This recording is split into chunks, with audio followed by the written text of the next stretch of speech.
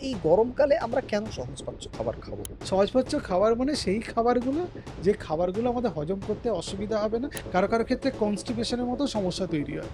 খুব পাতলা খাবার খেয়ে অনেক বেশি ভালো ঘুম হয়। এই সহজপাচ্য খাবারের উপকারিতা কি আছে? বাড়ির বয়স্করা হামেশাই বলেন যে গরমে সহজপাচ্য খাবার খেতে হবে। কেন বলেন এই কথাটা? আজকে আমরা সেই প্রশ্নের উত্তরই জানব। এর পাশাপাশি জানব কোন খাবারগুলোকে আমরা সহজপাচ্য বলি এবং এই সহজপাচ্য খাবারের উপকারিতা কি আছে? কাদের জন্য সহজপাচ্য খাবার খাওয়াটা একান্তই জরুরি?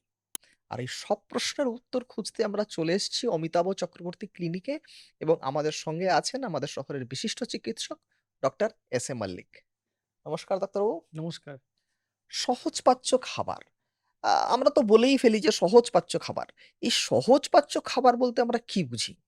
সহজপাচ্য খাবার মানে যে খাবারগুলো আমাদের হজম করতে সুবিধা হয় যেমন? এবং যে খাবারের মধ্যে ওয়াটার কনটেন্ট বেশি থাকে, বেশ। ফাইবার থাকবে, হুম, যে খাবারের মধ্যে তেল মসলা কম থাকবে, যে খাবারগুলো খুব সহজে পাওয়া যায় হুম। এবং যে খাবারগুলো স্বাস্থ্যকর মানে হাইজিনিক, আচ্ছা। সেগুলোকে সহজপাচ্য বলি।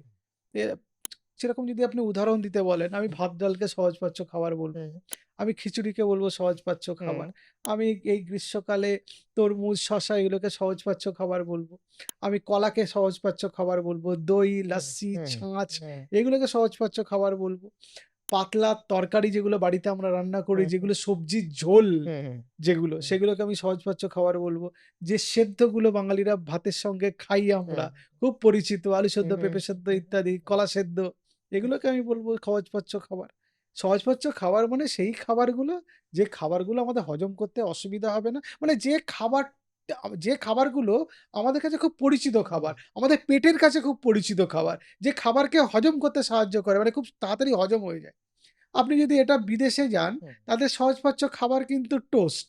আচ্ছা। তারা পাউরুটি, তার হুম। পেট খারাপ হয়েছে, পাউরুটি খাচ্ছেন তারা। আচ্ছা। কিন্তু এ আমাদের দেশে তো সেটা আবার আমাদের দেশে পেট খারাপ হয়েছে, হুম, পাউরুটি বললে লোকে হুম, অজ্ঞান হয়ে হুম, যাবে। হুম, মানে আমাদের কাছে সেটা হুম, পরিচিত খাবার নয়। হুম, আমাদের ইন্টেস্টিন, গাট, হুম, ডাইজেস্টিভ সিস্টেমের কাছে হুম, সেটা অতটা পরিচিত খাবার না। সহজপাচ্য খাবার সেই খাবার, সেই লোকের কাছে যে খাবারে তিনি ছোটবেলা থেকে অভ্যস্ত, যে খাবার তার বাড়িতে রেগুলার রান্না হুম, হয়, হুম। যে খাবারের মধ্যে তেল, মসলা, নুন কম থাকে, যে খাবারগুলো easily available in the market, সেগুলোই সহজপাচ্য খাবার। আচ্ছা, তো এই গরমকালে আমরা কেন সহজপাচ্য খাবার খাবো? গরমকালে সহজপাচ্য খাবার কেন খাবো তার ৫ টা কারণ আমি আপনাকে বলতে হুম, পারি। যে কারণগুলো আমাদের খুব জরুরি আরকি সেই খাবারগুলো খাবার পিছনে। আমাদের তো কোনো জিনিস আমরা যখন করি তার হুম, পিছনে একটা বৈজ্ঞানিক বা বিজ্ঞানসম্মত কারণ থাকতে হবে, তবেই ঠিক। তো সেই হুম, জিনিসটাকে আমরা ফলো করি। তো সেই জিনিসটা আমাদের জানতে হবে। ৫ টা কারণের মধ্যে ১ নম্বর হচ্ছে হজম শক্তির উপর চাপ কমায় এই খাবারগুলো। মানে আচ্ছা। আপনি যদি এই মনে করুন একটা হুম, ৪০-৪২ ডিগ্রি টেম্পারেচার এবং সেটা ফিলস লাইক হুম, হুম, দেখাচ্ছে ৫০ হুম, ডিগ্রি হুম, সেন্টিগ্রেড এর হুম, কাছাকাছি এবং সেখানে আপনি বসে মাটন বিরিয়ানি, মাটন চাপ খাচ্ছেন। সেটা তো সহজপাচ্য খাবার হতে পারে না। নিশ্চয়ই হজম করতে অসুবিধা হবে, ঘাম বেশি হবে, একটা ডিহাইড্রেশন তৈরি হবে, একটা শরীরে অস্বস্তি তৈরি হবে। কিন্তু এমন কোনো খাবার যেটা হজম শক্তি বা আমাদের ডাইজেস্টিভ সিস্টেমের উপর খুব চাপ ফেলছে না। আপনি ভাত, ডাল, পাতলা মাছের ঝোল বা একটা আ কিছু সেদ্ধ আপনি খেলেন। এটা খুব সহজে হজম করতে হুম, পারে আমাদের হুম, বডি। সে পরিচিত। ছোটবেলা হুম, থেকে এই খাবার আমরা খেয়ে এসেছি। হুম, আমরা এই পরিবেশ, এই আবহাওয়া, এই জলবায়ুতে অভ্যস্ত। আমরা এই খাবারটাকে হজম করে দিতে পারবো। কারণ ১ম হচ্ছে আমাদের ডাইজেস্টিভ সিস্টেমের উপর কোনো প্রেশার পড়ল কিনা।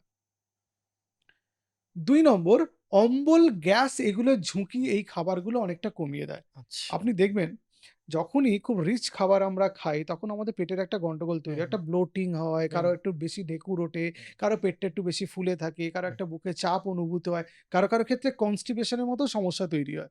তাহলে আমি এই খাবারগুলোকে ভালো খাবার ধরছি না হুম, গরমকালে। হুম, হুম। যে খাবারগুলো এই সমস্যাগুলো তৈরি করছে। আমি সেই খাবারগুলোকেই ভালো খাবার ধরবো, যে খাবারগুলো আমাদের কনস্টিপেশন করবে না, তাড়াতাড়ি পেটটা হালকা থাকবে, পেটটা ব্লোটিং হবে না, রিফ্লাক্স হবে না। মানে আমাদের খাদ্যনালীতে পাকস্থলীর অম্ল মিশ্রিত জল উঠে আসবে না, যেটাকে গ্যাস্ট্রোএসোফেজিয়াল রিফ্লাক্স বলি। সোজা সেটাই ভালো। কথায় আমার পরিপাকতন্ত্রে কোনো স্ট্রেস সৃষ্টি করবে না। একদম কোনো স্ট্রেস হবে না, হুম, চাপ হবে না, ভালো হুম, করে হজম হুম, হবে।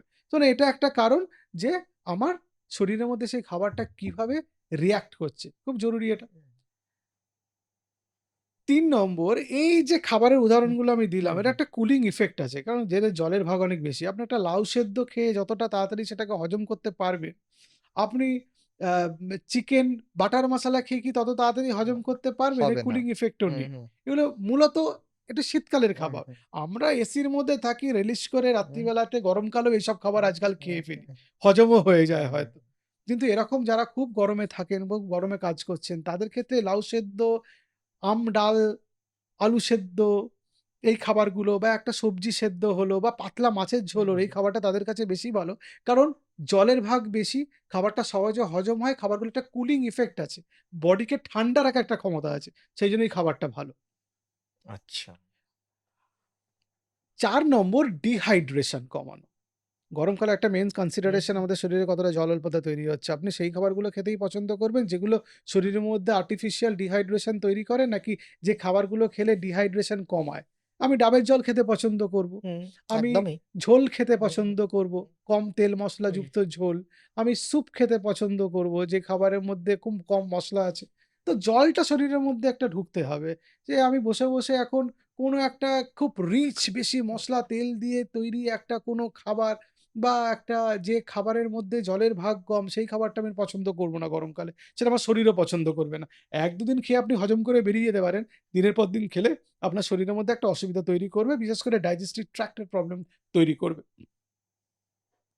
আর ৫ নম্বরে যে খাবারগুলো আমাদের ক্লান্তি, অবসাদ দুটোই কমায়।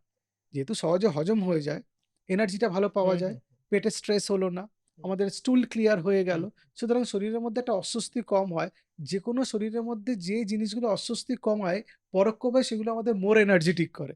আমরা জানি আমাদের ক্লান্তি, হুম। অবসাদ সেগুলো চলে যায় এবং রাত্রিবেলা গরমকালে খুব ভারী তেল মশলাযুক্ত খাবার খেয়ে যেরকম লোকের ঘুম হবে, খুব পাতলা খাবার খেয়ে অনেক বেশি ভালো ঘুম হয়। কারণ পেটে যদি ব্লোটিং হয়, পেটের মধ্যে কোনো যদি অস্বস্তি হয়, ঘুম ব্যাহত হয়। সুতরাং এই ৫ টা কারণ আমি আপনাকে বলতে পারি যে সহজপাচ্য খাবার বা হালকা জাতীয় খাবার গ্রীষ্মকালে খেলে আমরা ভালো থাকবো। আচ্ছা, আমরা অনেক ধরনের খাবারের কথা শুনলাম। কিন্তু মাছ, মাংস, ডিম এই ৩ টের আমরা শুনলাম না। তাহলে কি এইগুলোকে সহজপাচ্য বলা যাবে না একেবারেই? মানে আমি যদি এমন কোনোভাবে রান্না করতে পারি এক্সাক্টলি। যে এটাকে সহজেই হজম হ্যাঁ, করা যায়, এটাকে তাহলে কি এটা কি সহজপাচ্য বলব না? নিশ্চয়ই করা যেতে পারে। হুম, রন্ধন প্রণালীর উপর ডিপেন্ড করে। আচ্ছা। আপনি ডিম কষা হুম, আর ডিম সেদ্ধ হুম, দুটো কিন্তু ডিম সেদ্ধ দিয়েই বানানো হচ্ছে হুম, কিন্তু। হুম, হুম, কিন্তু ডিম কষা হজম করতে বেশি অসুবিধা। হুম। যেহেতু ডিম তেল সিদ্ধ মসলা তেল যেটা আপনি মসলা বললেন আছে। আগেই। আ ডিম সিদ্ধটা হুম, ভালো। হুম, চিকেন কষা হুম, বা লাল চিকেনের মাংস বেশি তেল হুম, দিয়ে হুম, একদম তার তেল অনেক হুম, মসলা-টসলা দিয়ে সেটা হজম করার চেয়ে হুম, আপনি যদি ভেজিটেবলস দিয়ে চিকেন স্টু বানিয়ে খান হুম, বা স্যুপ বানিয়ে হুম, খান তাহলে সেটা কিন্তু সহজপাচ্য ঠিক। খাবার। আপনি কাতলা মাছের পেটির কালিয়া হুম, খাওয়ার চেয়ে যদি সবজি দিয়ে পাতলা মাছের ঝোল, জিরে বাটা যেগুলো হুম, দিয়ে আমরা হুম, হুম, বাড়িতে হুম, বানাই, জিরে বাটা-টাটা দিয়ে হয় না? হুম, হুম। সেটা বেশি গ্রীষ্মকালের জন্য ভালো। সুতরাং আপনি কিভাবে রাঁধছেন, আপনার রেসিপি কি, রন্ধন প্রণালী কিরকম, তার উপর আপনার খাবার কিরকম হজম হবে সেটা ডিপেন্ড করছে। আচ্ছা, এই মাছের কথা যখন বললেন, আ আমাদের গ্রামাঞ্চলে বেশ কিছু মাছ পাওয়া যায়। যেমন শিঙি মাছ, আ কই মাছ এই জাতীয় মাছগুলোকে নাকি বলা হয় একটু সহজপাচ্য। মানে এটা কি ঠিক? ওই নাকি রন্ধন প্রণালীর উপর ডিপেন্ড করে। হুম, মাছের প্রোটিন একই রকমই প্রোটিন। হুম, আপনার পুঁটি মাছও যেরকম হজম হয়, হুম, আপনার কাতলা মাছ যেগুলো সাইজ হুম, একটু হুম, হুম, কম, যার মধ্যে চর্বি হুম, একটু হুম, কম, হুম, সেগুলো যেরকম হজম হয়, শিঙি, মাগুর এই মাছগুলো সেরকম হজম হয়। আসলে আমাদের ব্যাক অফ দ্য মাইন্ডে আছে যখন আমি শিঙি, মাগুর মাছ খাচ্ছি, হুম, অতটা তেল মসলা দিয়ে খাবো না। আমি পাতলা হুম, ঝোল হুম, করেই হুম, খাবো। হুম, আমি যখনই একটু বড় কাতলা মাছ খাচ্ছি, একটু ইচ্ছে হয় একটু হুম, বেশি করে ভাজি, হুম। একটু বেশি করে তেল মসলা দিয়ে একটু লাল একটু একটু গড়া দই রান্না করি। দই কাতলা খাই হ্যাঁ, দই কাতলা মসলা খাই দিয়ে। মসলা দিয়ে। ফলে হুম, একটু মাথা হুম, আমাদের সবকিছুই মাথার মধ্যে দেওয়া আছে। হুম, ফলে আপনি কিভাবে রাঁধছেন তার উপর ডিপেন্ড করছে। হুম, এখন আগে যখন মানুষ এত মসলা-টসলা জানতো না, যখন এত রন্ধন প্রণালী ছিল হুম, না, হুম, তখন তো মানুষ এই চিকেন বা মাংস রোস্ট করেই খেত। হুম, হুম, তার ক্ষেত্রে ওটাই সহজপাচ্য। মাংস পুড়িয়ে খেয়ে নিত। এখন এই মাংস পুড়িয়ে খাওয়াটাকে আমরা একটু হুম, গুরুপাক হুম, খাবারের হুম, মধ্যে ধরি। হুম, যে আমরা বারবিকিউ হুম, চিকেন হুম, খাচ্ছি, হুম, কাবাব খাচ্ছি। এবার ডিপেন্ড করে আপনি হুম, কোন সিচুয়েশন এ কি খাচ্ছেন। আপনি যদি দেখা যায় যে ২০০০ বছর আগে হুম। খেতেন, যেখানে তখন লোকে কিভাবে মাংস খেত আমার ঠিক ধারণা নেই। নিশ্চয়ই এত কিছু বাটার, ঘি হুম। এইসব দিয়ে না, না নিশ্চয়ই খেত না। একদমই ছিল ফলে না। ছিলও না হয়তো। হুম, ফলে তাদের ক্ষেত্রে ওটাই তাদের ক্ষেত্রে সহজপাচ্য ছিল, হজম করতে পারত। ফলে আপনি রেগুলার বাড়িতে খাচ্ছিলেন হয়তো আ ব্যা ভাত, ডাল, তরকারি বা রুটি, সবজি। হঠাৎ করে গ্রীষ্মকালের প্রচণ্ড গরমে আপনার কোনো বন্ধু-বান্ধবদের সঙ্গে পড়ে কোনো একটা রেস্তোরাঁতে ঢুকে গিয়ে কোনো একটা হেভি ফুড হুম, কিছু খাওয়া হলো। হুম, রেস্তোরাঁতে ইউজুয়ালি হেভি ফুডই হুম, পাওয়া হুম, যায়। হুম, এগুলোতে মসলা, তেল হুম, বেশি থাকে, নুন বেশি থাকে, টেস্ট বেশি করানোর জন্য। ফলে খেয়ে আপনার শরীর খারাপ করল। তাহলে সেই খাবারটা সেই আরেকজন বন্ধু তো হজম করে দিল। আপনি পারলেন না কেন? কারণ হুম। আপনি অভ্যস্ত না। আপনি সে যে খাবারে অভ্যস্ত সেই খাবারটাকে আরো লঘু করে হুম। আপনাকে গ্রীষ্মকালে খেতে হবে আপনার ডাইজেস্টিভ সিস্টেমকে হেল্প করার জন্য। যে গরমকালে তো আমরা সহজপাচ্য খাবার খাবো, এটা তো বুঝলাম। এছাড়াও কি এমন কোনো সিচুয়েশন আছে যেখানে একজন মানুষ অলওয়েজ সহজপাচ্য খাবারটাই বেছে নেবেন? এরকম অনেকগুলো সিচুয়েশন আছে হুম, আমি আপনাকে বলতে পারি। এক্সট্রিম অফ এজেস যেগুলো হুম, মানে বাচ্চা হুম, এবং বয়স্ক হুম, মানুষ তাদের সহজপাচ্য খাবার খাওয়া উচিত।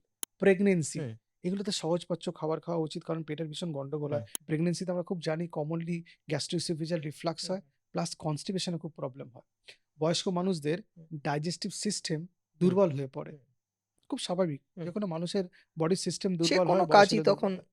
তাদের ক্ষেত্রে সহজপাচ্য পাতলা খাবার খেতে হবে। বাচ্চাদের ওদের সিস্টেমটা ডেভেলপই করেনি। হুম, সবে ডেভেলপ করতে শুরু করেছে। আপনি একটা বাচ্চা ১ বছর হলো তাকে ঠাসিয়ে বিরিয়ানি, মাটন হুম, বিরিয়ানি খাইয়ে হুম, দিলেন। আপনি নিজে খাচ্ছেন। অনেক বাচ্চা টুকটাক খেয়েও নেয়। হুম, হুম, হুম, কিন্তু দেখা যায় বেশিরভাগ বাচ্চাই সেটা হজম করতে পারে না।